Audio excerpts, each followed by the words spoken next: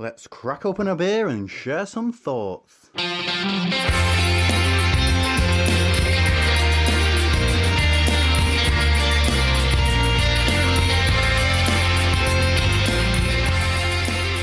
Welcome to this Hopinions special where we're going to be doing something a little bit different this time, aren't we, Martin? That's one way of putting it, Steve. Sorry, I am actually looking forward to this, and there is an element of trepidation. There is, but whatever it is we're doing, which we're not going to reveal just yet, we're not doing it alone. We're joined by returning guest, Jezza. Jezza, welcome back to Hopinions. It's great to be here, and thank you guys for the invitation. Although I think it is a bit of a dubious honour, I have to say, but I'll say no more until you get a bit further down the line. Okay, well, let's explain what we're doing. So some of our listeners will remember that the last time you was with us, Jezza, was back on Hopinions 77, which was in January 2019, where you very kindly took us through a tasting of a series of still-knacked beers that you'd been saving over a number of years, and you took us through all the different complexities of the beers and the different ages and the things that you've noticed in the time that you've been aging them. And Martin and I were thoroughly blown away by that, and we thought, what better way to repay that favour than invite you on a show to drink some dusty old shit that we picked up at a boot sale for 15 quid. Basically, what we're drinking is about 2 years ago, M's sister sent me a picture from a boot sale of a bucket of beers. And she said, these are 15 quid. Do you want them? And I was like, yes, yeah, absolutely. Why not? I'm sure I can do something with them. When I got them, there was, I think there was 14, 15 beers in total. And all of them were brewed to commemorate the royal wedding of Prince Charles and Lady Diana in 1981. And I've hung on to those beers for 2 years, waiting for an opportunity to do something with them. And then I noticed the date on them being the 29th of July, 1981, which is actually today, the day that we've released the podcast. So it's the 40th anniversary of the royal wedding. So therefore it's the 40th anniversary of these beers. So yeah, we thought, brilliant, let's get Jezza on. Let's get him to try these old beers with us and see if they're any good, really. Yeah, so Jezza, welcome again. Well, thanks. I'm just so flattered that the first person you thought of when you saw a bunch of dusty old crap kind of market in wherever it was me. I think I need to get a badge for this or something. I think the reason why our first thoughts came to you was that you do have a bit of knowledge in terms of aging beers, and I know you've been involved in discussions on Twitter before about old beers, and I think you've tried quite a few yourself in the past. So I will confess to having never tried anything like this. So this is going to be a real first for me. So as I mentioned, we've each got 4 different beers. They're all from different breweries. And essentially what we're going to do is we're going to do 4 rounds of tasting. We're going to try a beer. We're going to have a chat about it. We've all done a little bit of research on the breweries. And we're doing this for your entertainment. We're going to spit out beer over our own laptops and iPads. Yeah. And I think you can probably tell that I'm delaying opening the first beer as much as possible here. Come on. Let's do it. Let's get into the first one and see what we've got in these bottles of 40-year-old beer. So Jezza, do you want to tell us what your first one is? The first one that I've got is from Jennings in Cockermouth. Jennings Brothers Limited Celebration Ale Royal Wedding is pretty much the only information on the label. It does say the size of the bottle, which I think is 275 mils. It's a bit of paper missing. So the one I've opened is it's an 180 milliliter bottle or 6.34 fluid ounces. It's called an extra strong ale. It's from King and Barnes Limited in Horsham, and it's called Celebration Royale. And the label's actually in quite good nick, fair play. I mean, it's poured out a nice dark colour, and it hasn't given off any pungent aromas. but it is dead. It is a camera It is a camera pour. How has Jezza got ahead on his beer? You obviously just poured it the right way, guys. I was watching what you did. That's what I did earlier. Why have we given him the beer which had life in it? I've no idea. I haven't tasted it yet, but I will do so now if you're ready. Well, let me just introduce mine quickly. This one's called Royal Owl. It's from the Oldham Brew Co. Limited. It's 180 ml bottle, and again, no ABV on it, so no idea what this was when it was first released. Right, come on then. Let's do this then. Well, I think this is gonna taste good. So yeah, I'm going in. Okay, cheers. My one's not disgusting. Neither is mine. It's flat. Yeah, mine's flat. I think I'm gonna raise the bar a little bit. Mine's quite good. Oh, this is no. We should be pleased about that Jez has got the good ones. Yes, because also it means we may still have access to his stash one day. Yes, yeah. Okay, Jezza. So while we're tasting this, we'll form some thoughts while we're tasting it. You had a little pop at us there, and you said we should have poured it properly. Obviously, from the last time that you were on, you do have quite a bit of knowledge around aging beers and looking after beers and seeing how they change over time. That's obviously a hobby, a passion of yours. But is there any skill or science involved in that, or is it simply a case of what beers will age, and then it's a case of trial and error in terms of how they taste? Yeah, I think there's a lot of trial and error in it, and then you build up a bit of experience of what works and what doesn't. So you tend to avoid aging stuff that needs to be drunk more quickly, and you start to age things that or that you suspect might work quite well. So initially, I started off. This is a way before Twitter. I was part of a beer message board called the Burgundian Babel Belt. I think we must have talked about this when I was on before, and there was a great international community, including quite a few participants from America, some from Belgium, a lot from the UK. And one of the things that a lot of people there talked about was about aging beer. And I got a lot of tips from the participants there. So I knew, for example, that lambics would age pretty well. There were quite a few of the American barley wines that people age. So Sierra Nevada Bigfoot, Anchor Old Foghorn, just two examples I can remember. And then people started talking about aging Stille Nacht. And I thought, oh, that's interesting. And that was around the time when Stille Nacht went up from 8% to 12% ABV. And it did age pretty well when it was 8%, but it aged even better when it was 12. And so I started off, I can't remember what the first sort of batch I bought to age was, but I suspect it probably was Stille Nacht. And then, of course, the other thing you do is age stuff accidentally, and that's where the trial and error comes in. So, no surprise, bigger, darker, richer beers, ABVs and double figures tend to age quite well. Lambics would be the big exception to that, much lower ABVs, but they age pretty spectacularly in some cases. And then I suppose there's another category of stuff that you wouldn't expect to age at all that works really, really, really, really well. It's hard to know with this Jennings beer which category this falls into, because we don't have any information about the ABV. So I was just expecting all of these to be somewhere between 4 and 5%, 6% maybe tops. I'm now wondering if this one's a wee bit stronger.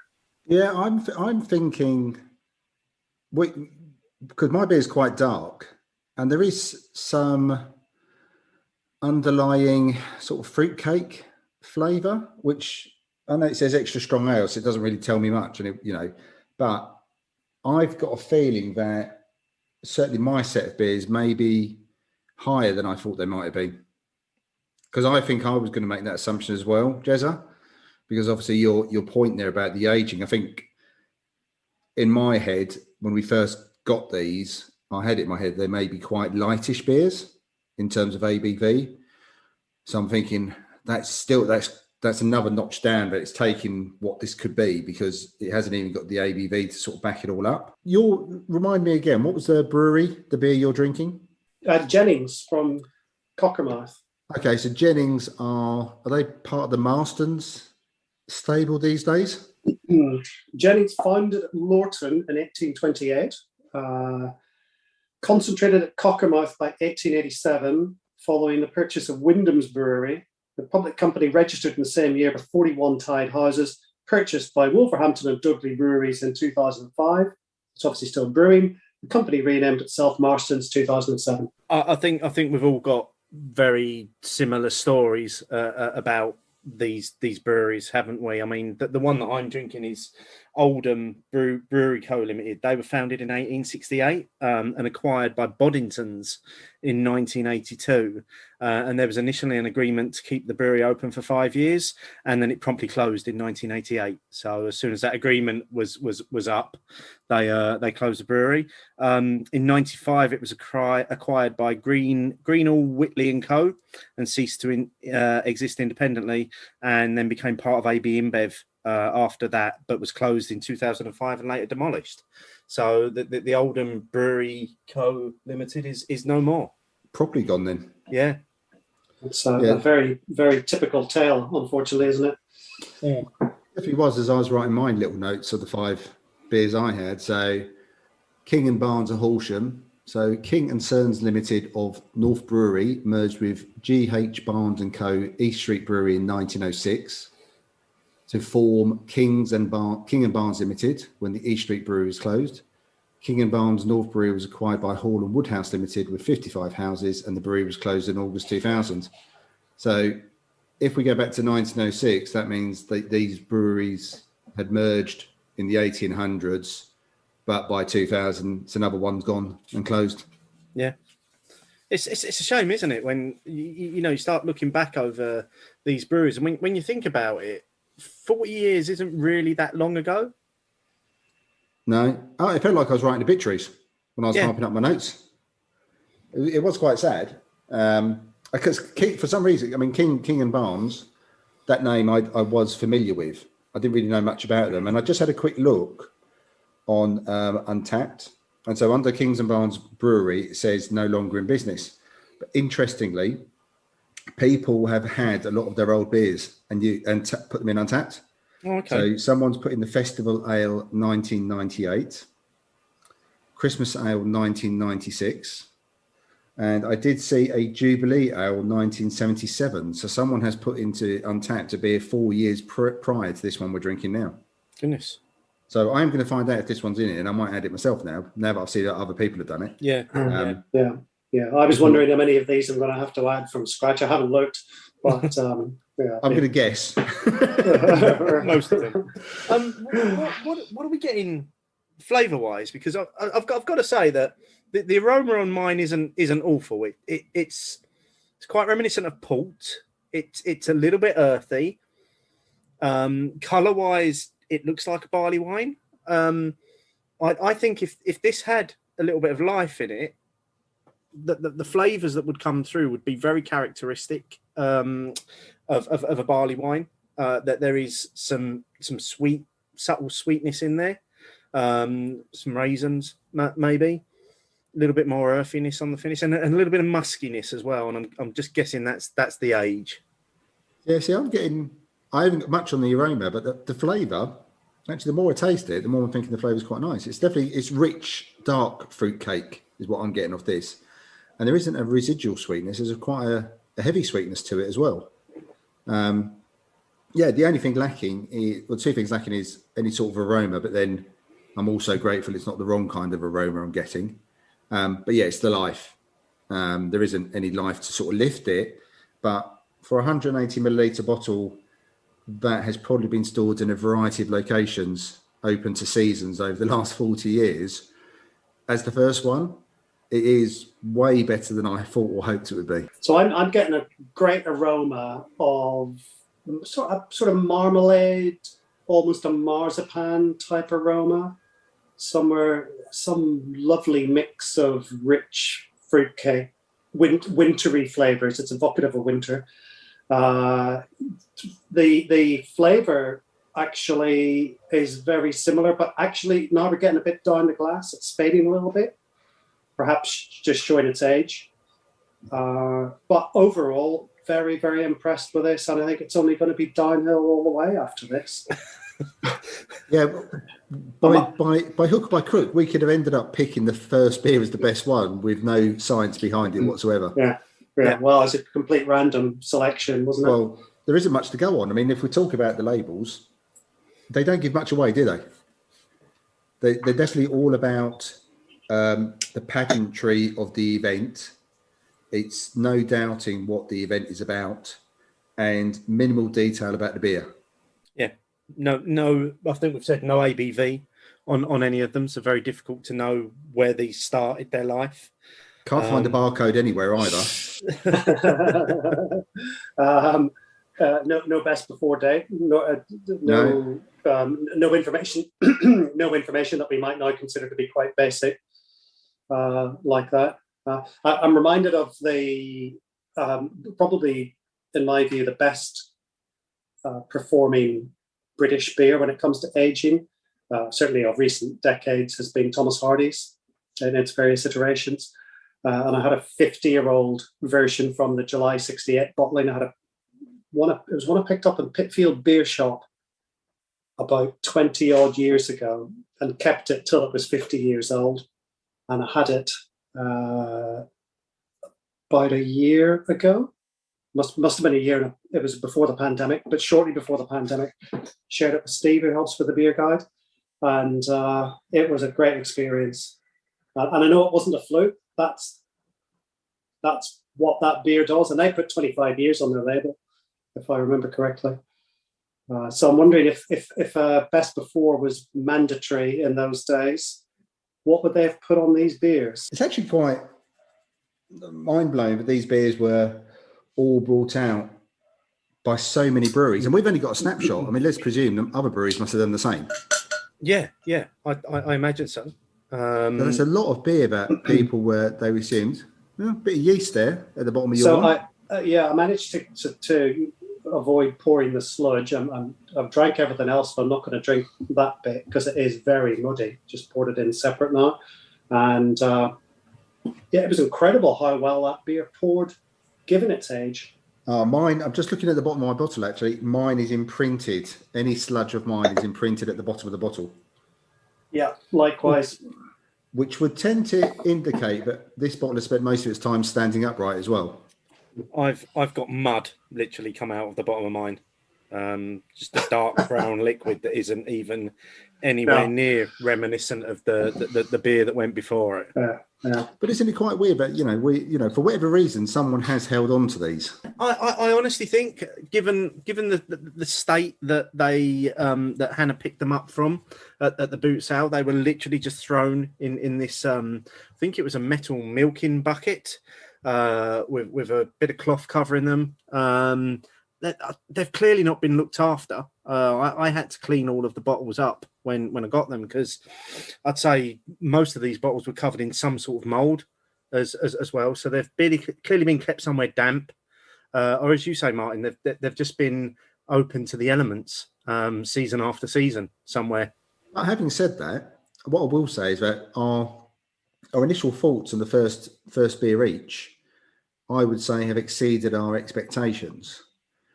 And that therefore, there must be that they must have done something right. And this is the fascination with aging beer, because you never know, you might get something really interesting way down the line, just like we've got right now.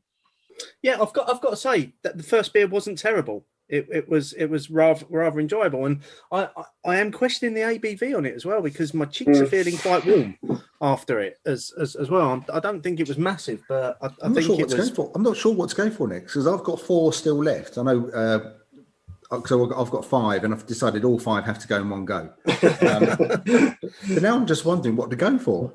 So, well, I'm going to go for my next one is from a brewery that does still exist today, and that's Hook Norton.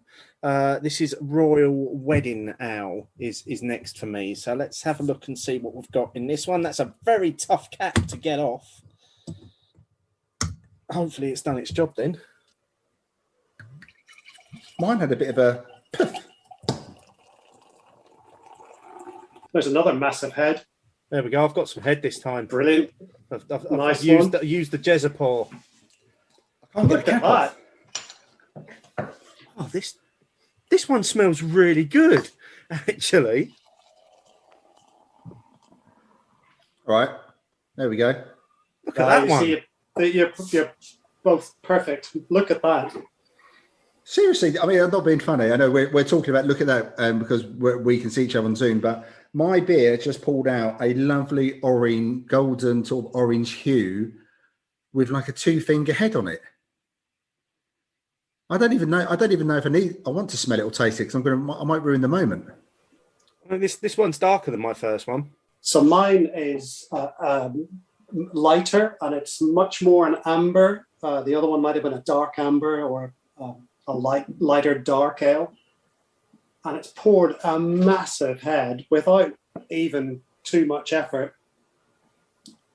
And it's called Royal Celebration Ale by a deceased brewery called North Country Breweries Limited from Hull. And again, no ABV. It's a 275ml bottle. What did you say you were opening, Steve? What was your one again? I've got Royal Wedding Ale from Hook Norton, and it's in a 274ml bottle, which I am finding quite amusing because it's the same size as two other bottles that I've got here, and they're both advertising themselves as 275ml. So I don't know where it's lost that 1ml. Okay, well, without us planning this, I have a beer with the same name, Royal Wedding Ale from Morel's in a 275ml bottle. I know nothing else about it. I know a few bits about the brewery, but have you tasted your beer yet? Not yet. No, I was Right. I was holding fire. Cheers. Cheers.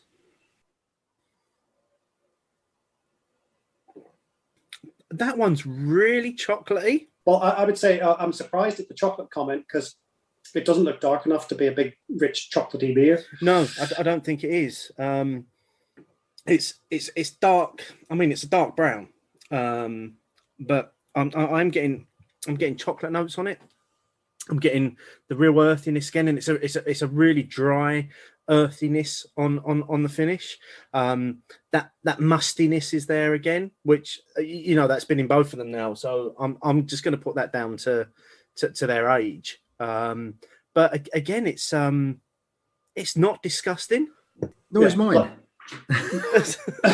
I think we've got 6 out of 6 that are definitely not disgusting, and I would suggest a lot better than that. Actually, this is another very decent beer for 40 years old. If you were blind tasting this, and this is an open question, but say to you first, Jezza, would you be able to spot this was a 40-year-old beer? Because I would have to say at the moment, I wouldn't be able to spot that in the 2 beers I've had. It's an interesting question, isn't it? Because you've referred, Steve, to the mustiness. I'm certainly getting a little bit of that in this. I got a little bit in the first. I mean, it's classic for any beer of that age. Even in the Stellenachs that we tasted a couple of years ago. I think the oldest was only about 6 years old, but there was that definite aged profile. And obviously you multiply that up by 6 or 7 times older. And could you tell that was 40 years old? You might hazard a guess that it's not a young beer. Not sure it'd go to 40 though. No, I don't think I would. I would. Maybe on the first beer, you'd say, for me, definitely older, and probably the same for Steve because of the lack of life. Plus, with Steve, the bit of mustiness. But given that my second one has both got, it's very much feels like an amber ale, to be honest, in all but name, and it's got quite a nice, some subtle flavours, no musty aroma. And the bit I'm amazed at is life. I don't understand how that's possible after 40 years. I'd love to know the ABVs of these beers. I was going to say, I think my first one, despite the fact it was in very fine condition, I didn't feel it was anything particularly strong. And I'm not getting a huge hit out of this. I'm not thinking this is a massively strong beer either. So you therefore, drink a lot of Still and Act, Jezza. So a lot of beers aren't going to be that strong. Not in July, I don't. I wonder if, particularly the beers that we've got that are from breweries that are still in existence today, I'm wondering whether it might just be worth dropping those breweries a note just to see if they've got any historical records of these beers and actually what the ABVs were when they went into the bottle. Because surely that would have been recorded in the brewer's log, wouldn't it? Well, it'd have to be, wouldn't it? Because wasn't tax was still linked to your ABV, wasn't it? Well, I don't know whether it was your starting or finishing, but the gravity and tax were still linked, if I remember correctly. So we didn't think about that beforehand, Steve. I was literally just sitting here thinking, why are we talking about this now? We should have done all this research before we recorded this show, not in the middle of the show going, oh, well, it would have been great to have contacted the breweries, wouldn't it? But maybe we can follow up on that and follow up on it on a future show. If anyone else knows, please do let us know and save us the hassle. Yes, yeah. So my brewery, Morrells, Mark and James Morrell joined Edward Tawney's firm in 1797 and carried on after retirement the next year. Registered in April 1943 to acquire the business for Morrell's trustees. Brewing ceased in 1998 and site sadly developed into housing, mainly demolished for houses. The estate of 107 became a pub co and was sold to Green King in 2002. So that's where Morrell's ended up. So having been around that name before, having been around since 1797, they were gone again by around about just the turn of the millennium, really. Might be a stretch here, but I'm sure that Green King have put beers out under the Morrell's name. It's quite possible. Breweries have done that in the past. I think you're right. Martin, did you say 1797? 1797. So North Country Breweries, the beer I'm drinking, the Royal Celebration Ale, founded in 1765 as John Ward's Brewery, moved to Anchor Brewery in 1868, registered in January 1888 as the Hull Brewery Company, to acquire Gledo Dib & Co. I assume that's another brewery. Acquired by the Northern Dairies Limited 1971 with 212 tied houses, a name changed as above to in 1974 presumably to North Country Breweries. Bought by the Mansfield Brewery Company in May 85 and brewing ceased by October 85. Well, that didn't take long, did it? In that last buyout. It's incredible. Yeah. The brewery that I've got is relatively young compared to your two breweries then. So Hook Norton were founded in 1852 by John Henry Harris. In 1951, the Gilchrist family of Burtonwood Brewery acquired a substantial shareholding. Now, Burtonwood Brewery Co. also went on to have an arrangement with Eldridge Pope and Co. And they also brew their beers as Thomas Hardy Brewers as well under that name. And then in March 2015, Molson Coors purchased the brewing and kegging operations from Thomas Hardy. But Hook Norton still remain an independent brewery.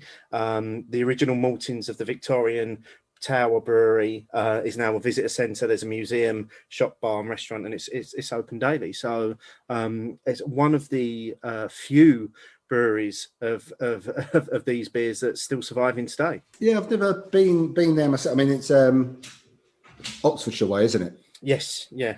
Okay, no, that's quite nice. We've got a live brewery then. Yeah.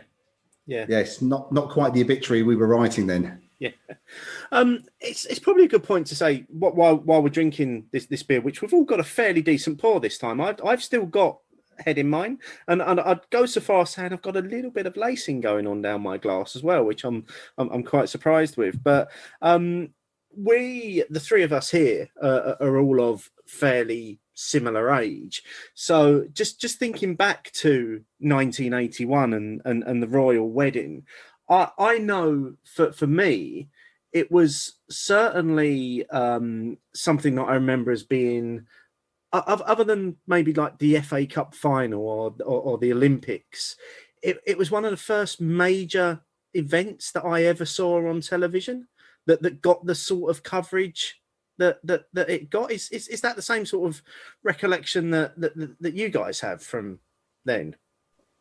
Well, I can remember clearly, but I missed it because for some reason I decided to go on I was 13 years old, and I was on some youth club camp or something up on the north coast of Northern Ireland, and there was clearly no TV and nobody was going to arrange for us to get one. So we passed the day without seeing this amazing event. Obviously seen it later.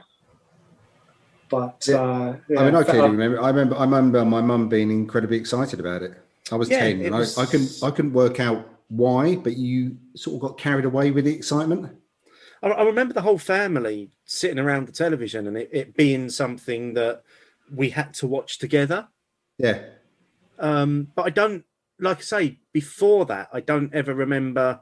I think my first memory of doing something like that and watching a big event on television was when West Ham last won the FA Cup in 1980, which was the year before.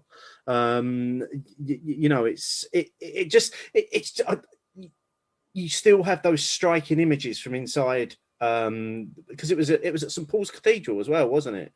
You still have those striking images of Lady Diana's wedding dress and the train going all the way up the aisle, and the press coverage literally went on for days, didn't it, afterwards? Yeah, and I mean, we only had the 3 channels as well. Yeah. So it was there. You know, that was pretty much the only thing on anyway. But yeah, I do remember it must have been a bank holiday because we were living above the off license, so the shop would have been open normally.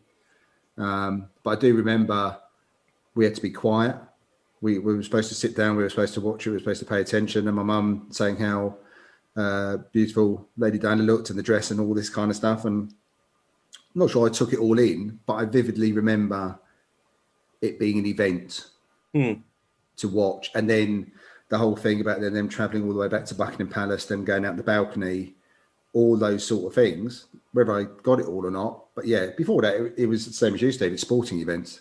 Yeah. FA Cup final. Probably my first one I remember was the World Cup final in '78. Remember watching that. But it was sporting events, World Cups, FA Cups, Olympics. This was probably the first for me because I don't remember the Jubilee in '77. So this was the first one for me that I remember. But it was a non-sporting event, must-watch TV. I suppose the difference with the Jubilee is that it was a year's worth of events, so there was, it wasn't just that one day. That's true as well. So there was excitement, and it was a big event and all the rest of it. But this was on a different scale altogether, and I think that excitement, it was a bit of a must-watch program, apart from for the people running my camp, age 13. Well, things certainly moved quickly back then because they announced their engagement in January in 1981. The wedding was in July, and then they announced the pregnancy of Princess Diana in November of that year. So they certainly didn't hang around with stacking up the big reasons to celebrate, did they? But that's probably that sort of event. Even for us in the UK, I can't picture what could top that going forward again. I know that if you look at Wikipedia, there have been events that have gone past that in terms of numbers, but captures so many people at the same time. I think possibly Princess Diana's funeral, maybe. Yes, that did. That was higher up. Would have been up there. And I'm not including sporting events because I think the recent Euro final was higher. But if we talk about non-sporting events, there's not going to be many, is there? It's not going to be many. I wonder how many tuned into Will's and Catherine's wedding 10 years ago. Yeah. It was quite high. I was actually in Belgium for that. I was in Bruges. It was it was spectacular weather as well, April time. Yeah. So yeah, I remember stopping. There was actually I actually just stopped outside a shop, 10 years ago when you could actually look at TVs outside a shop window. And there was actually loads of people the benefit of loads of people standing out watching the royal weddings at the bars was slightly freer, Mm. which is I always was a gonna nice say, thing when you get a Bruges. 10 years ago, when you could still travel to places like Brewery. I've just poured the rest of my bottle out of this one, and I didn't quite get the mud water this time. I've got a fairly clear pour, just with some floaty bits in it this time. Again, I'm not going to drink that because that's obviously 40-year-old yeast in there, and I'm not really sure what that's going to do to my insides. Somebody will probably tell me it'll do nothing, but I'm a bit hesitant to take that on board. You've definitely got some mud there, Jezza. Yeah, I left a bit more of this one. Not because it was bad; it wasn't quite as good as the first one, but it was still a very enjoyable beer. But I just, I thought I'd quick while I was ahead on that one. So there's a wee bit of I've got dilution of the sludge. I've got quite a bit of yeast, but it is all settling at the bottom rather than maybe being the sort of mud kind of thing. The bottom of my bottle is clearer. What is yours? Still caked, Martin, for this one? No, this one has definitely, most of it has come out and there's a little bit sludge at the bottom rather than the first one.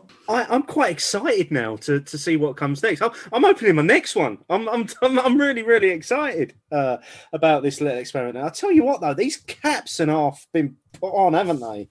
Yeah, but that's what I was thinking. Has that helped? Because I've struggled to get these caps off much more than modern day bottles. Yeah. Younger bottles. I do wonder if it's helped. Certainly not much air getting in there. No chance of that. I've got a little fizz off of that one. Yeah. I've got a little hiss.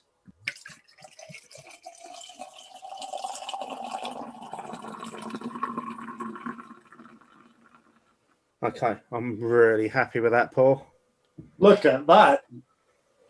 3 out of 3. Brilliant big heads. So there's bubbles in the glass. I've got like a 3-finger head. It's golden again. I've got Royal Match from Ringwood, which I think we know is now part of Marston's. Yep. 264 milliliter bottle. I mean, they came up with some seriously weird bottles, didn't they? Mm-hmm. Or 9 2/3 fluid ounces. A traditional strong ale brewed at a special gravity of 1052. But there's no way of me knowing why that is a special gravity, whether this was a iteration of another beer they had. Well, maybe someone will know and be kind enough to tell us. Mine is a dark ruby colour. Again, I seem to have got all the darker beers. Some of the beers you chaps have been pouring have been a little bit lighter. I've got a lovely, almost sort of kind of slightly beige head to it. This is simply called, well, it just says on the label, The Marriage of the Prince of Wales and Lady Diana Spencer, Wednesday the 29th of July 1981, Young Rowley, brewed and bottled by Payne & Co. Limited from St Neots in Cambridge. Oh, no, that's the one I managed to find some extra notes on as well. So okay. Let's see what you think. And the notes I've got here were from a blog written on Monday, the 13th of December, 2010. When the beer was practically a pup. Yeah. Yeah. What have you got this time, Jezza? I have got Royal Wedding Ale, which helpfully says, specially brewed to celebrate the wedding of His Royal Highness, the Prince of Wales and Lady Diana Spencer on 29th of July, 1981. And this is I'm a bit confused about, because it says brewed in England for 2 brewers. There's a figure, the number 2 brewers, all one word. 97 Dartmouth Road in London, SE23. But bottled by Jennings in Cockermouth, which is obviously the beer I had first. And I missed the bit about 2 brewers. I've just looked them up on that resource that you sent, Steve, that we've been using for the research. 2 brewers doesn't get mentioned. So I'm wondering if this is a very early demonstration of contract brewing, or a labeled beer, or a specially commissioned beer by something that isn't actually a brewery. Who knows? Perhaps not, but intriguing. But definitely bottled at Jennings, which we talked about earlier. Again, it's poured with a poured with a big head, and looking forward to tasting it.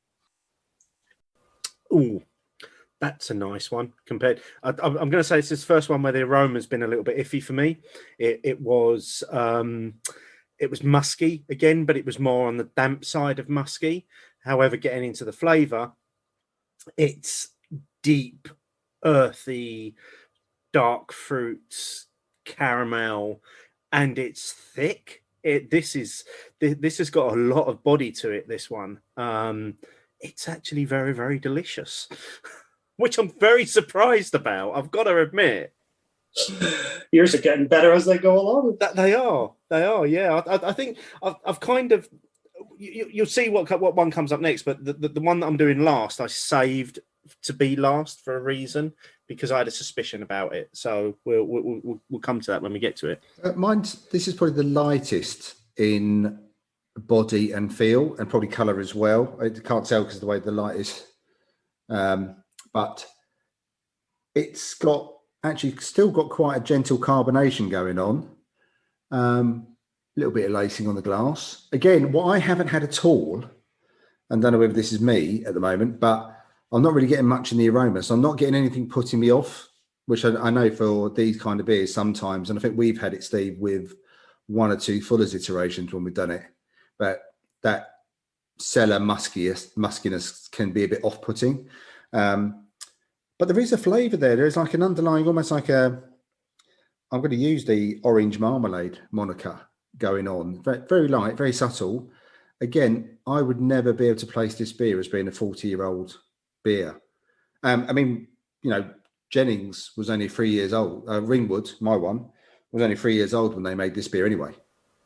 It's a quite young brewery. It's a very young brewery, and they obviously saw an opportunity to get a bit of extra marketing.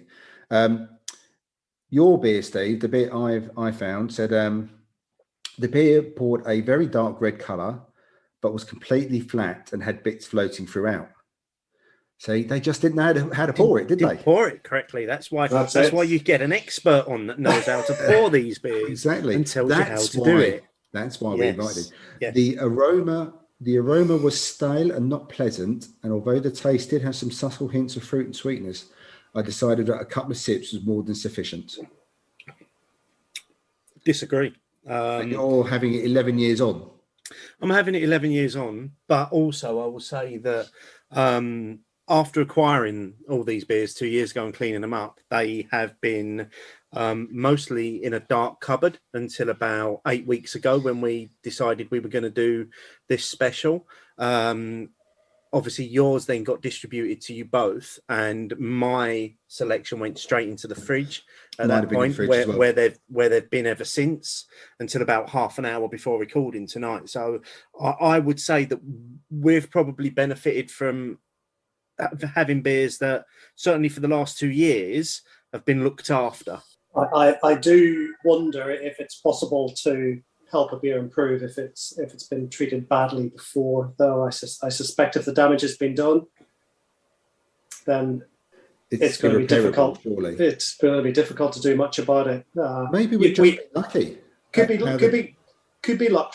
I was going to say it can be completely random, and actually beers can change as well. Of course, this beer would have changed. There's only one batch brewed. But certainly there's a whole range of different factors that could affect it. Luck is a big part of it. But I'm just astonished because the picture Steve sent of the beers in their bucket, and I just thinking, oh my God, if we do this in one sitting together, the next day is going to be the most horrendous day for lots of reasons, all of them bad.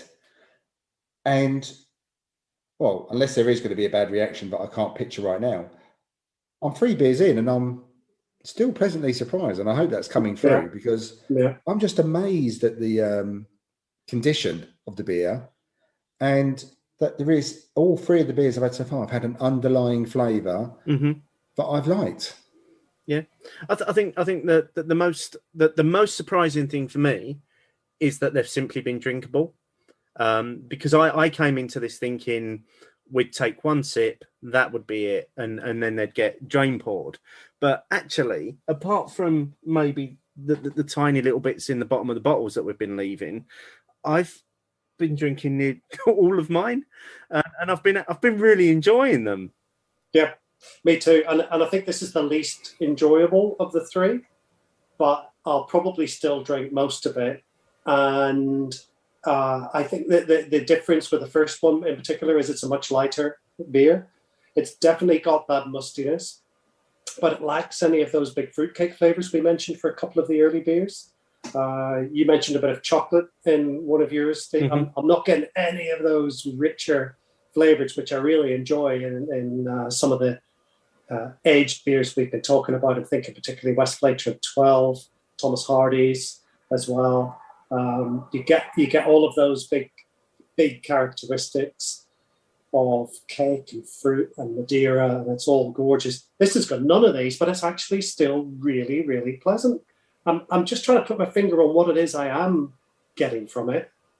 Yeah, I think that's quite hard because it's very hard to pinpoint. They're quite subtle flavors now, but I have to admit, each of them I've had to have more than one go at getting the cap off as well. Yeah, all three of them so far. That's got to have contributed to their condition, hasn't it? In my mind, there was no air getting into that bottle. That last one really was a wrench. Yeah, required to get it off. While I'm still amazed and going to top this one up and get some more carbonation, have we got any 1981 facts, Steve? Yeah, we have. So, in addition to the royal wedding in 1981, there were some other key events that I managed to find on the old internet, which you wouldn't have been able to have done in 1981. If you wanted to find out something from 1941, you would have had to have gone to the library and researched it. So, and these were the big ones for me. And I know you've got a couple to add to this, Martin, from a football perspective, which maybe I wouldn't have looked up. But the first DeLorean, as was later made famous in Back to the Future, was produced in Northern Ireland in 1981. The first London Marathon was held. Bucks Fizz won the Eurovision Song Contest. The first space shuttle was launched, Columbia, successfully. Cats opened in the West End. Raiders of the Lost Ark premiered in the United States. MTV launched in the United States as well. And Sebco broke the world mile record for the second time in a month in August as well. And I think they're quite groundbreaking events from that year. I mean, the DeLorean, from our point of view, Steve, the Back to the Future connection. The minute I saw that, I was like, we're mentioning that. We've absolutely got to mention the DeLorean. You guys have got no idea how near to where I grew up the DeLorean factory was. It was just down the road. Brilliant. Excellent. So you actually got to see them coming out of the factory as well? Yeah, I mean, there weren't many local buyers, it has to be said. I don't think there were many worldwide buyers. Were there? There were no buyers, full stop. We certainly did see the occasional one, probably getting test driven or something. But yeah, very close, just a few miles away. So yeah, and I didn't know it was the 81 was when it started. It totally figures that. We knew a lot of people who'd been out of work for a long time who got jobs there. So there's a lot of excitement. Of course, it didn't last very long, unfortunately. Yeah, because they got a lot of backing from the government for that as well, didn't they? Oh, huge! I mean, because of the job creation. Yeah, because of the all the job creation and the huge unemployment. I think 1981 wasn't the obvious time for companies to be investing in Northern Ireland, shall we say? The first London Marathon, because I remember reading in Runner's World a few years ago, but there was still, at that point, up until about 3 or 4 years ago, there were still some people who'd run every single London Marathon, Steve. Oh, really? Yeah. It was a dwindling group. Yeah. And over a 40-year period, yeah. Yeah, and there were still people who had done the first one who were doing the most recent one, but there was only it was literally, could count on two hands the amount of people who'd done every single one. Because you know what it's for a marathon, you just need to pick up one small niggle or have a bad week beforehand, and suddenly you might not be in it. So I remember reading that they were talking to these guys who had their stories of their first ones back in 1981. And when you watch every London Marathon, they always show the first one again, don't they? Yeah. as well. Was that the one where the two male runners crossed the line together?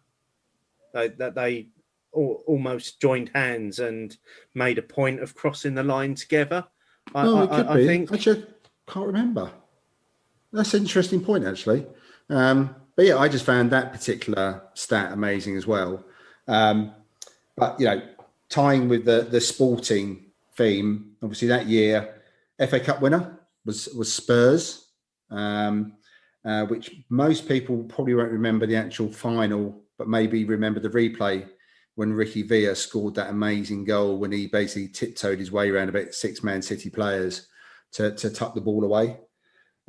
League Cup winners were Liverpool. European Cup winners, Liverpool. I love the 80s as a Liverpool fan.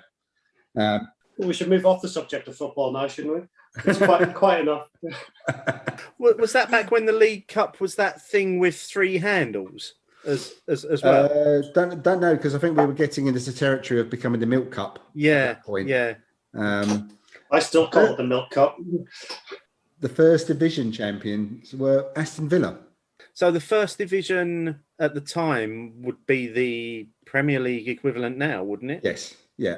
So, so Aston Villa were the Premier League champions in 1982. Goodness. 1981. So He won European champions a year later. Yes, yeah, which was even more amazing that happened for Villa. So yeah, there were some really interesting moments there. I mean, MTV, 1981. I honestly thought MTV was... I thought it was in the late 70s. I thought it was right at the end of the 70s. But clearly not. Oh, really? Yeah, I thought it was 79 or something. I would have gone later 80s. Okay. Fair enough. Fair enough.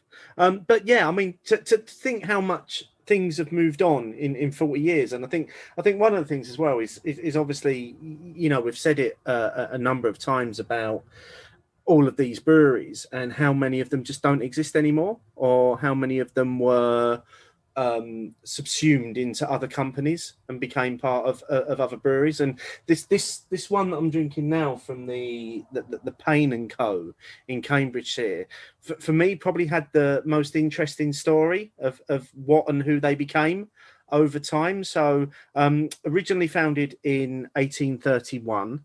Then it was acquired by a group of travel agents in 1982 and renamed to Payne and Co. Sorry, say that again. It was acquired by a group of travel agents in 1982. Obviously, yeah, because that's what would happen. So a year after this celebration beer was released, they were changed into a different company, and then in 1987 they were acquired by Tollymash Breweries, who then went on to merge with Cobbled and Co Limited. Yeah, that's the old Ipswich Town in family. 1957. Yeah, went on to become known as Tolly Cobbold, who were then acquired in 1977, sold in 1983, sold again in 1989. In 1990, they were bought out once more, and they were reopened just to brew a range of Tolly beers.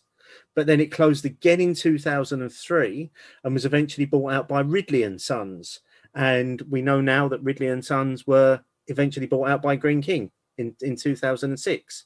And obviously we know that particularly in Essex, there's still the connection to Ridley and Sons through Bishop Nick Brewery in Braintree, who the owner is a direct descendant of the Ridley family. Yeah, and Tolly Cobbled is the pubs I started drinking in Ipswich back in the day. Wow, what a history! Yeah, and from a little brewery in Cambridgeshire that nobody would know exists anymore, were it not for these odd finds at boot sales.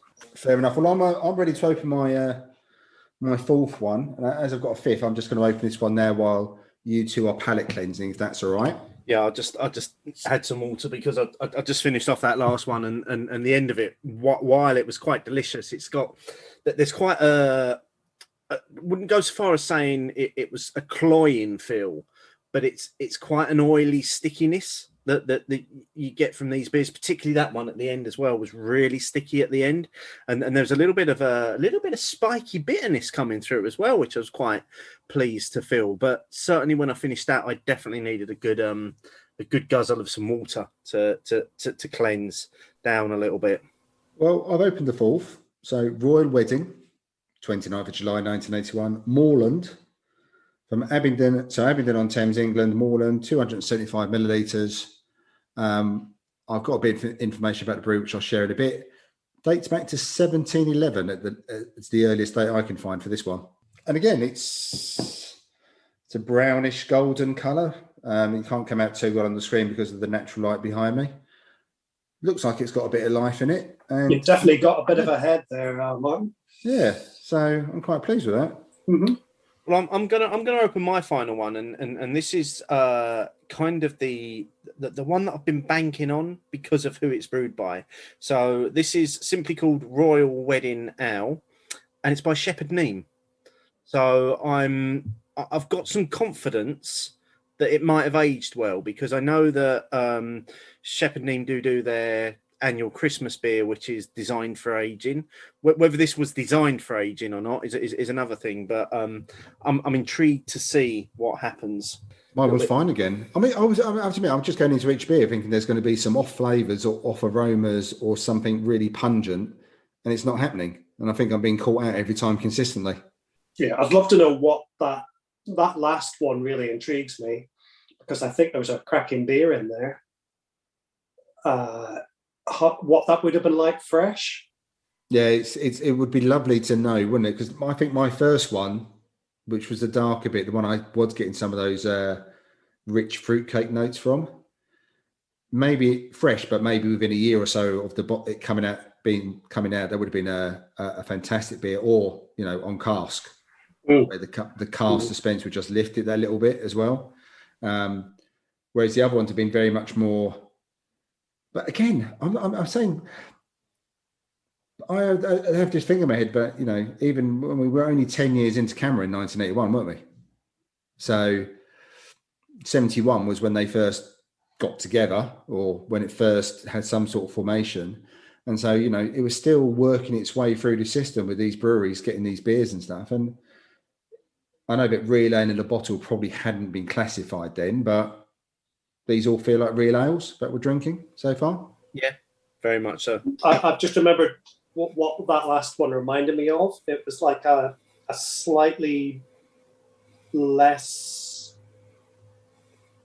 potent version of Fuller's 1845.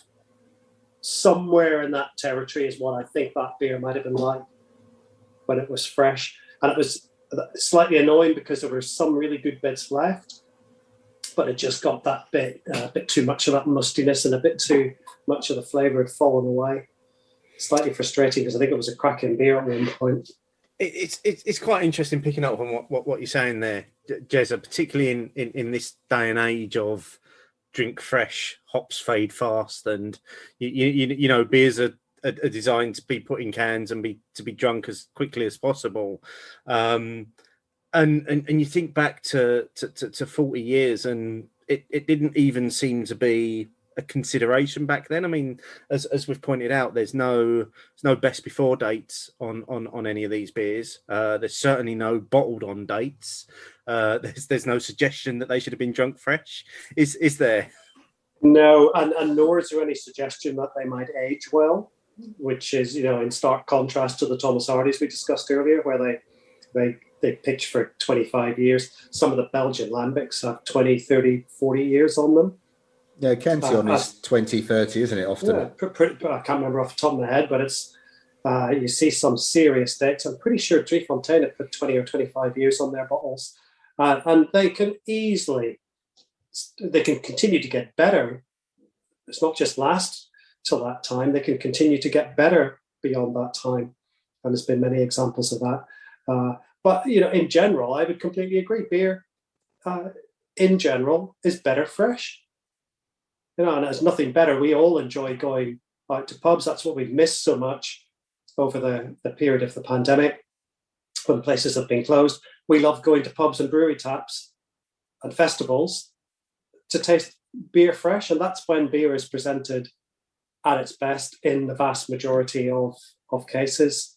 But it is so fascinating experimenting with aging, isn't it? And I think we've seen that tonight with virtually all the beers that we've tried. Yeah, and obviously, we never. It wasn't our intention to age these beers. I came across them. I was lucky enough to get them via Sister via a boot sale. So, but it was always my intention to drink them, and it was always my intention that they would feature on a podcast as well, because there was no way I was going to sit down and drink all of these beers on my own. I think it's been really interesting actually to taste them and to see what we've got from them as well, because as I said earlier on, there's not a single one of these I would say has been undrinkable. Yeah, which I still don't understand. I think Jezza's right. I mean, we I don't think any of these beers have benefited from 40 years in the bottle, but they certainly haven't deteriorated as much. So they are. I mean, I suppose two things. I mean, I haven't opened the fifth one, but they're all in very dark bottles. All of the ones I've had. There's no clear bottles. There's no green bottles. They've all been in very dark brown bottles. The caps have been extraordinarily well sealed, those crown caps. And perhaps they were in a cellar, an actual slightly damp, cool place. So it wasn't as prone to the elements and the seasonality. Because I would have thought that, if they'd been in a shed or a barn or something, then they're going to be getting hit with the highs and lows of the temperatures, aren't they? Whereas in a cellar, you tend to be fairly one note a lot of the time. So the carbonation, they're not putting me off. There isn't a pungent aroma. There isn't off flavors. I've had worse fresh beers. Yeah, for sure. I've had worse fresh beers that I've drained forward. Yeah. Absolutely. I completely agree with what you're saying there. I mean, it's you've got to question whether the person that was selling these at the boot sale knew what they had on their hands, because just before we started recording tonight, I did look up one of them because we were looking for one of the names, and it came up on eBay along with a lot of the other beers that we've been drinking tonight, and each of them was selling for a tenner a beer. And I did nearly say to you guys, forget the show, I want those beers back, because they're going on eBay. Yeah, I mean, you would have thought they've got to have been, to a certain extent, not looked after, but they've at least been maybe kept cool. And I wonder if that's what the result, because as I say, they were covered in mold, so it's possible they were in a damp place. It's possible they were in a cellar. It's possible they were putting that bucket in the cellar of an old pub and forgotten about, and until somebody was clearing the cellar out. It does make you think about the provenance of how these have travelled over 40 years. But I mean, if I look at the brewery that produced the one I'm drinking now, but I said go back to 1711. So they started off in Berkshire, moved to Oxfordshire in 1974.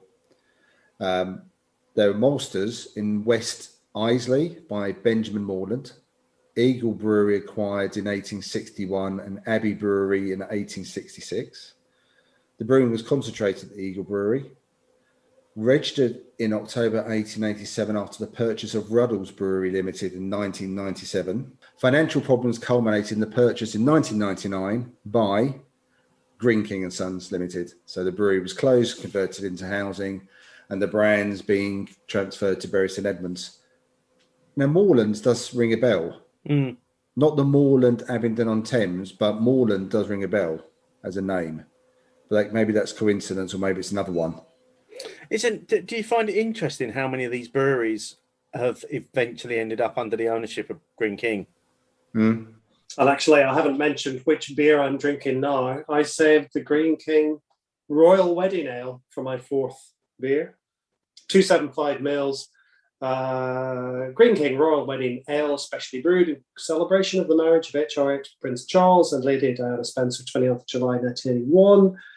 Brewed in UK by Green King and Sons Limited, Suffolk. I have read out every piece of information on the label. And I have to say, rather good it is too. Interesting, pouring it into a big tulip, which was the whole point of getting the Duvel glass out for this. It did pour with a really good head. It's a sort of dark amber, I would say. Probably a bit darker than a dark amber, whatever the next grade up is. Certainly not a dark beer, but I'm getting much more of that sort of Christmas cake aroma and flavour that I got on the very first beer, which was the Jennings one. And again, I'm just left thinking, I'd really love to know what the ABV of this is. But I'm still thinking with none of them, they're that strong. It would be fascinating to know what their original ABVs were. Definitely. So I've got the fifth beer, my fifth one. I'm going to open before we finish. And my one is actually described as a very strong ale. Oh, okay. So that but it doesn't tell me anything else. It just says a very strong ale. Maybe 6%. See, it depends on your perspective. Yeah, exactly. Yeah. From a Belgian perspective, that's that's going to be well. I think the thing is for me that with all of these beers we've drunk is obviously. Yes, they're lacking the information on the label that we're very much used to now with beers, and a lot of that's down to legislation as well, isn't it? You know, beers have to contain or carry certain information that these days that maybe 40 years ago that they didn't have to. The more interesting thing is kind of the range of the bottle sizes that we've got, ranging from what seems to be the 180 ml as the smallest bottles, up to the 275, I'm going to say, as the bigger bottles. I don't think any of us have got a bottle bigger than 275, have we? All of mine are 275, and no variation. And I had a 180 and a 264, as well as 3 275s. Yeah, and I think it's a real snapshot of time as well, because obviously all of these beers were brewed to commemorate the royal wedding in 1981. And that's not something we really see breweries doing anymore, is it? We don't see these sort of commemorative beers being brewed to be released to coincide with major events, do we?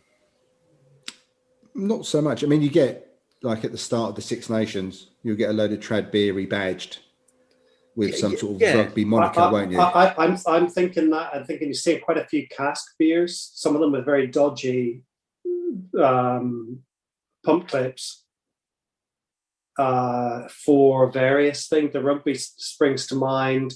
I was going to say for the Euros, but of course pubs had only just reopened, so probably not a big thing for the football recently. But I'm sure there were quite a few for the Royal Wedding 10 years ago. But bottles, not so sure. Because I wonder whether these were actually brewed to be more of a souvenir than to ever actually be drunk. Maybe. I was thinking that, because again, all the beers have made it front and centre what the beer is about, haven't they? Yes, yeah. There's no hiding. No, that these were brewed for the royal wedding. I mean, this one I've got now is called. This one is probably actually the least linking in directly to the wedding, apart from the actual writing. So it just says Royal Heritage, but they have got a picture of St Paul's Cathedral on the front. But they haven't actually said the royal. Then in the small writing, it's then commemorate the wedding of HRH Prince of Wales to Lady Diana Spencer and the date. So this is from Gibbs, Mew and Co in Salisbury, who again had a bit of a checkered history. Started off in 1750, went through various iterations, became a pub co themselves, and eventually ended up being sold to Enterprise Inns. Went down that proper pub co route in the end. But I wonder if you're right there, Steve. They weren't bought to be. Because I wondered maybe people bought them to drink at home while watching the royal wedding, but I'm not even sure that's the case. No, I'm not sure it was. I'm just trying to think back to. There were the plates. 40 years. Yeah, the plates, the mugs, the tea towels. Everything was a souvenir, wasn't it? It was about commemorating that event with any old shit you could put the branding on and sell to the public that they would have in their house.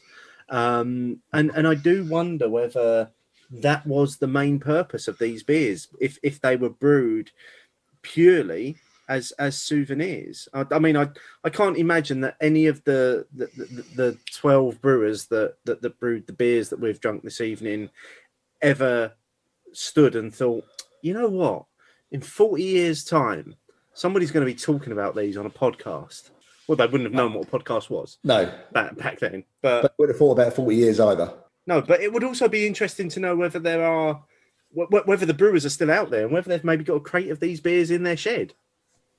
You know, all of those concepts would have blown their mind. Yeah. The podcast 40 years. It's almost tying into the whole DeLorean thing, isn't it? And we could go off on a whole tangent there about time travel, but that's not for this show. But that is a good thought, because the labels are, all of these labels would fit on a tea towel or a plate or a mug. Yeah, it is that kind of ilk. So you may have a good point there, Steve, because surely, especially in the 80s, you were either having your traditional bottles, maybe if you're having a light and dark, or you were having a pint. Then would you have ordered these in the pub? I don't know. I should probably send pictures of these to my mum and dad, given that we lived above an off license, and see whether they stocked them. I don't remember us having any celebration beers in, but then again, I was 10. It could have bypassed me in that respect. I remember things like Watney's Party 7. yeah. Just because it was an enormous can. But yeah, I'll have to ask them if we sold any celebration beers for the wedding back in the day. Be quite curious. Again, I probably should have done this before the show as well. It's great that we're deciding to do research towards the end of the show. That's brilliant. It's exactly what our listeners have come to expect. I think we should probably start beginning to wrap this up, actually, because I think I've probably had my fill of 40-year-old beers about now. Is there I'm going to kind of drop this on you guys. Is there one thing that you can take away from what we've done here on this show? Jezza? Experimentation is really quite good fun, and you can have some very surprising results. But I would also say, don't expect every beer to age well. Yeah, some wise words there. I'd agree with that. I think this sort of experiment is definitely done better in company. I mean, we're doing it virtually. Yeah. I think this would have been even more fun if we'd been sat round the table and we could have poured each beer into 3 glasses. I think that kind of thing is much more fun in company, where you can share the beers and taste the same beers at the same time. The whole book by its cover, because I had written these beers off. I'd written these beers off from the time you sent me the picture, Steve, 2 years ago. But these were ever going to be on the show, thinking, oh God, that day is going to come. I'm surprised I actually got you to do it, because you were so against it that I thought we're never going to do this. I couldn't think it was a good idea, but none of the beers have been awful. None of the beers have put me off. I think Jez is right. Just because it's old and stored, and this is exactly the same in the wine world as well, doesn't mean it's going to be good just because someone says it's, look, we've looked after this for 40 years. If it's a beer that wasn't meant to necessarily do anything after, 18 months, it probably isn't going to get much better. But I would say that we may have been lucky at the way it's been stored and the skill of the brewers and what they've used, the bottles and the caps. I just think there is an element there as well. I don't think it can be coincidence. Yeah, I'd have to agree with what you've both said there. I mean, it's an easy get out for me going last, isn't it? In terms of just agreeing with what you've said.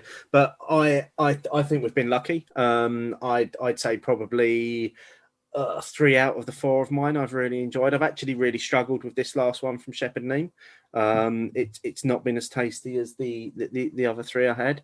But yeah, I think it would have been nice to have done these in company. Maybe a bit of a group of you around the table with some, like, you know, some really small pours of these, and some cheese. I think some cheese would have gone really well with some of these as well. I think it just would have balanced out really nicely.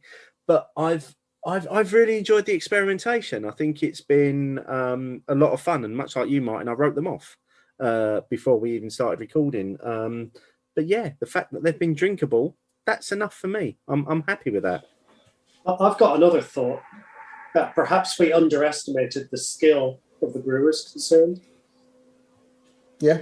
And, you know, we look back with, you know, limited information about what going to a pub was like in 1981.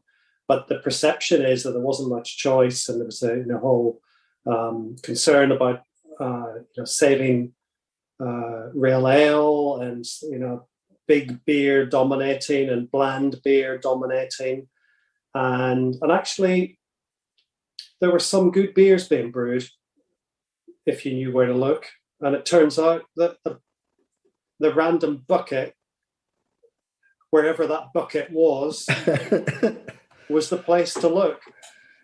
Because these beers, I mean, these beers are pretty damn good. Let's be honest here. And if we'd had them fresher, we could be raving about these. Agreed. I think having these when they came out, when they were meant to be souvenirs and never opened, but if you had taken them out of a little box, if that's what they're in, you know, like when people get toys and keep them in the box forever, I think all of them would have been very good, to be honest. And yeah, it probably has changed. And like I said, it's only 10 years into, you know, camera saving real ale. But if this is an example, then it would look like they had started to do quite a good job. Absolutely, yeah. And I think that's a key message to take away from this show, is that, you know, these beers were brewed 10 years after camera started, so the tide was turning. It would seem. Definitely, it's been, and apart from it, it's been really good fun, actually. Yeah, I've really enjoyed it, and we would love to hear from our listeners. Let us know if you've had any really old beers and whether they were any good, and let us know your recollections on 1981 as well. Is there anything that we missed as we were looking back 40 years on this show? Use the hashtag opinions, and we will find that and feed it back on a future show. Jezza, thank you so much for giving up your time to drink some dusty old shit that we found at a boot sale with us this evening. And we promise the next time we invite you on, it will be with a much better range of aged beers that we have. It really has been great listening to your expertise again on this show. Thank you for joining us.